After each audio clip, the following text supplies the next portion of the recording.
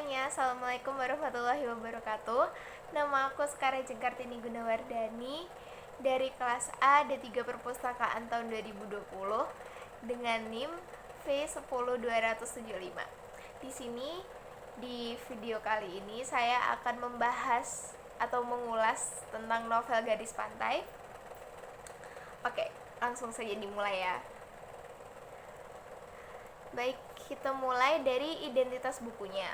Jadi, ini adalah bentuk fisik dari novel Gadis Pantai. Judulnya Gadis Pantai. Pengarangnya Pramudia Anantatur, diterbitkan oleh Lentera Dipantara dengan jumlah halaman 280. Ini novel yang saya beli ini cetakan ke-13. Cetakan ke-13 yang diterbitkan tahun 2018. Ukuran bukunya ini 13x20. Ini merupakan ukuran standar buku yang enak dibaca, maksudnya tidak terlalu besar dan tidak terlalu kecil.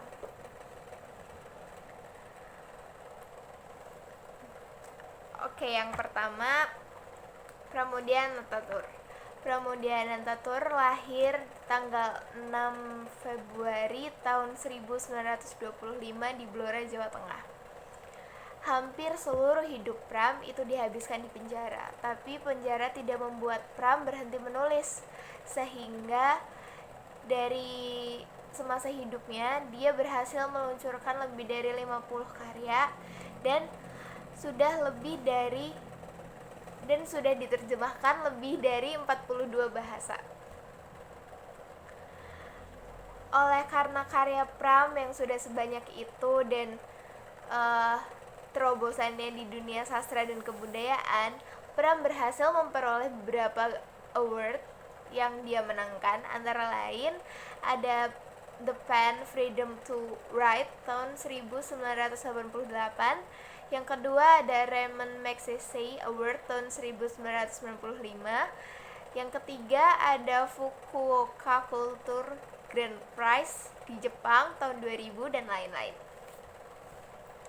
Novel Gadis Pantai ini sebenarnya merupakan trilogi, tapi triloginya tidak rampung karena 2 buku setelah Gadis Pantai yang sudah Pram tulis itu dibakar dan dihancurkan oleh vandalisme Angkatan Darat waktu itu. Dan menurut Pram, novel Gadis Pantai ini merupakan roman yang menceritakan tentang kehidupan seorang gadis anak nelayan yang pada akhirnya dijodohkan dengan bangsawan. Novel ini mengangkat setting di daerah Rembang, Jawa Tengah, dan dari novel ini terekam jelas bagaimana keadaan Pulau Jawa pada awal abad 20 waktu itu, yang merupakan setting waktunya, tentang bagaimana sikap penguasa yang semena-mena, tentang bagaimana hukum Belanda yang tidak adil untuk pribumi, dan tentang kontradiksi negatif feodalisme di Jawa waktu itu. Buku ini menceritakan tentang kisah seorang gadis kampung nelayan di Rembang, Jawa Tengah yang bernama Gadis Pantai. Dia merupakan anak dari sepasang suami istri yang bekerja sebagai nelayan yang pada akhirnya dijodohkan dengan seorang bangsawan yang bernama Bendoro. Jadi, Gadis Pantai ini usianya waktu itu masih 14 tahun. Dia dijodohkan dengan seorang bangsawan dan dia dengan seluruh keluguan dan seluruh kepolosannya, dia tidak tahu apa yang terjadi waktu itu. Dia tidak bisa berpikir tentang keputusan bagaimana atau keputusan apa yang harus dia ambil selain dia menuruti orang tuanya, karena waktu itu orang tuanya bilang kalau ketika dia memutuskan untuk menerima tawaran pernikahan dengan Bendoro itu sama saja dengan mengangkat derajat keluarga mereka. Setelah itu Gadis Pantai akhirnya memutuskan untuk menikah dan dibawa oleh Bendoro ke rumahnya. Dan setelah pernikahan itulah kehidupan Gadis Pantai mulai berubah. Dia merasa seperti dikekang karena dia benar-benar tidak diperbolehkan sama Bendoro untuk keluar rumah.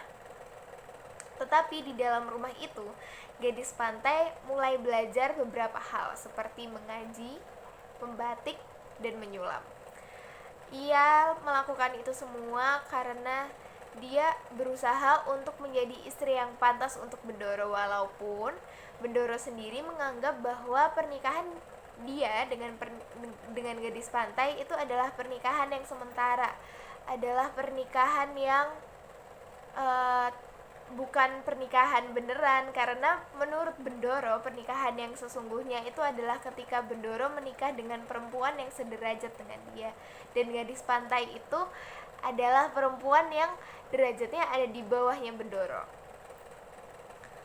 Setelah pernikahan berlangsung kurang lebih selama 3 tahun, akhirnya gadis pantai melahirkan seorang anak perempuan dari hasil pernikahannya dengan Bendoro.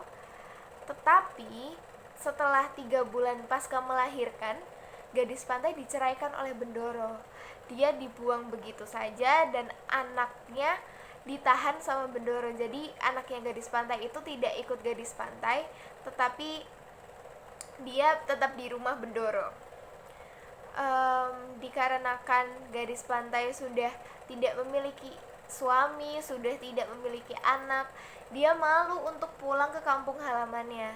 Dia malu dengan kondisi dia yang tidak punya suami, tidak punya rumah, tidak punya anak, padahal dia sudah punya anak, tapi anaknya dia tidak bisa sama dia. Karena dia malu akan kondisinya dia yang seperti itu, akhirnya dia memutuskan untuk berbalik ke arah selatan dari tempat rumah Bendoro menuju kota kecil Blora, karena katanya di situ adalah tempat wanita-wanita dibuang, tempat para wanita yang dibuang oleh suami-suami mereka waktu itu.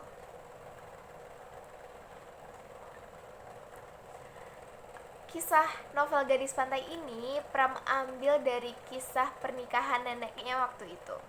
Sama seperti novelnya kebanyakan, novel ini bergenre roman yang menggambarkan dan memaparkan tentang keadaan Pulau Jawa dalam rentang waktu tertentu. Misalkan Gadis Pantai. Gadis Pantai itu kurang lebih pada abad ke-20, karena di situ Gadis Pantai sempat menceritakan tentang bagaimana dia menjadi pelayan Belanda waktu itu, dan Bendoro sendiri masih menggunakan bahasa Belanda dalam bekerja. Jadi mungkin latarnya bisa sekitar tahun 1930 sampai 1940. Dan novel yang lain yang dari Pram juga, seperti novel roman Calon Arang, itu juga mengangkat latar tempat di Jawa, tetapi dengan rentang waktu yang jauh di belakang Gadis Pantai, karena novel Calon Arang ini merupakan roman yang mengangkat tema seorang penyihir. Jadi seorang dukun-dukun di desa yang dia punya kekuatan magis, yang dia bisa memberikan penyakit pada satu desa, dan seperti itu. Itu walaupun sama-sama roman, tetapi mengangkat tema yang berbeda dengan Gadis Pantai.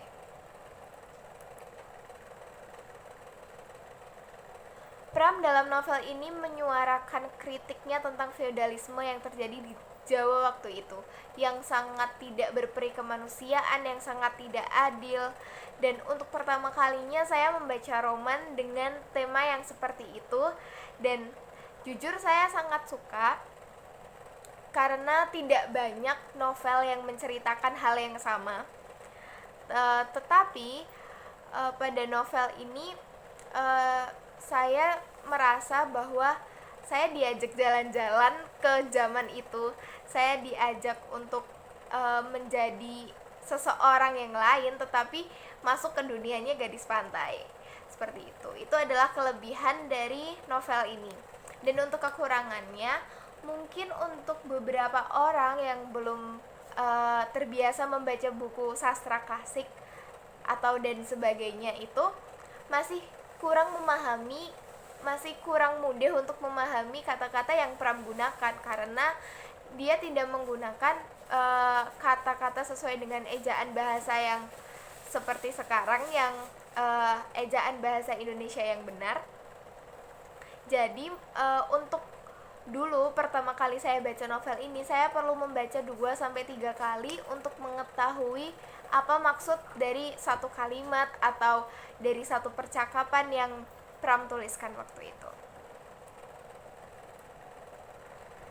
Jadi kesimpulannya, buku ini sangat baik dibaca untuk para mahasiswa karena ini sangat menambah wawasan kita tentang bagaimana keadaan Indonesia waktu itu, tentang bagaimana ketidakadilan yang dihadapi pribumi pada masa itu, tentang bagaimana kejamnya hukum Belanda terhadap kita yang merupakan masyarakat Indonesia yang pada waktu itu dijajah dan sebagainya.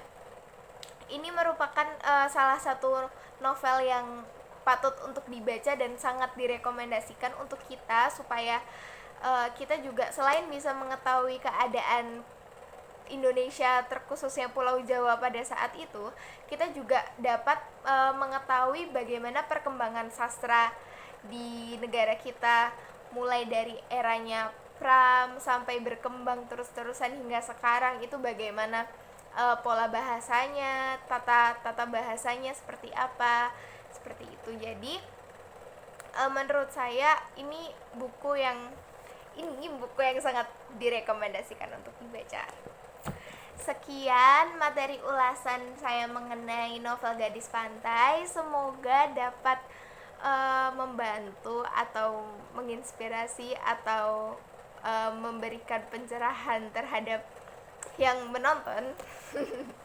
Terima kasih. Wassalamualaikum warahmatullahi wabarakatuh.